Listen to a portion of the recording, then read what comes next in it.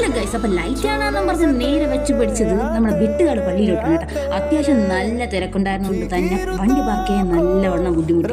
പിന്നെ മാതാവിനെയൊക്കെ കണ്ട് തൊഴുതിറങ്ങി പുണ്യങ്ങളൊക്കെ വാങ്ങിച്ച് നേരെ കുറച്ച് നൂല് പൊട്ടിച്ചെടുക്കാൻ പോയി. പിന്നെ ലൈറ്റൊക്കെ കണ്ട് അങ്ങനെ ആസ്വദിച്ച് നടന്നപ്പോൾ എനിക്ക് ക്രിസ്മസ് ട്രീ നന്നായിട്ട് ഇഷ്ടപ്പെട്ടു. ലൈറ്റ് ഉണ്ടായാലും നല്ല രസമുണ്ടായിരുന്നു കേട്ടോ.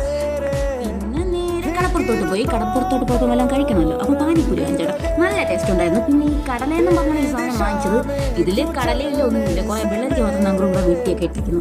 പിന്നെ കടലും കണ്ട് കുറച്ച് നേരം അങ്ങനെ ആസ്വദിച്ചു കൊണ്ടു. പിന്നെ ഇടയ്ക്ക് ഈ ചോളവും കിട്ടി, അതും അത്രയ്ക്ക് രസമായിരുന്നു. പിന്നെ ഈ കപ്പലണ്ടി കഴിച്ചു. പിന്നെ തിരിച്ചത് ഈ ഫാൻസി കയറിയപ്പോഴുണ്ടോ അവിടെയാണെങ്കിൽ നല്ല കമ്മൽ പോലും ഇല്ല. അല്ല, കമ്മൽ എടുക്കാന്ന് പറഞ്ഞാൽ കയറിയത് ഒന്നുമില്ലായിരുന്നു.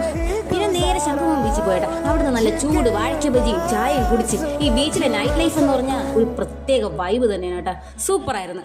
പിന്നെ കുറച്ച് ഫ്രണ്ടിലോട്ട് വന്നപ്പോഴുണ്ടോ നല്ല കുപ്പിവള, പല തരം കളറും വെറൈറ്റി കുപ്പിവളകൾ. പക്ഷെ ഒരു ഡസൻ 70 രൂപയെന്ന് നമ്മൾ വാങ്ങിച്ചിട്ടില്ല. നേരെ വണ്ടി വിട്ടു.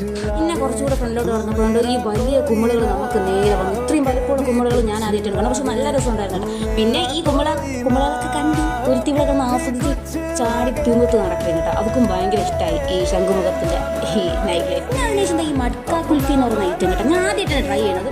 നിറയെ നട്ട്സും ഉണ്ടായിരുന്നു, മറ്റേ ഏലക്കയുടെ ഫ്ലേവർ ആയിരുന്നു കേട്ടോ. അതും നല്ല രസമുണ്ടായിരുന്നു. പിന്നെ ഞാൻ ഇത് മെയിനായിട്ട് വാങ്ങിക്കാൻ കാരണം എനിക്ക് ആ കലം പോലത്തെ ഡപ്പ ഭയങ്കര ഇഷ്ടമായി. അതിന് ഞാനിത് വാങ്ങിച്ചത് തന്നെ. പിന്നെ നേരെ ഒരു തട്ടുകട വെച്ചുപിടിച്ചു.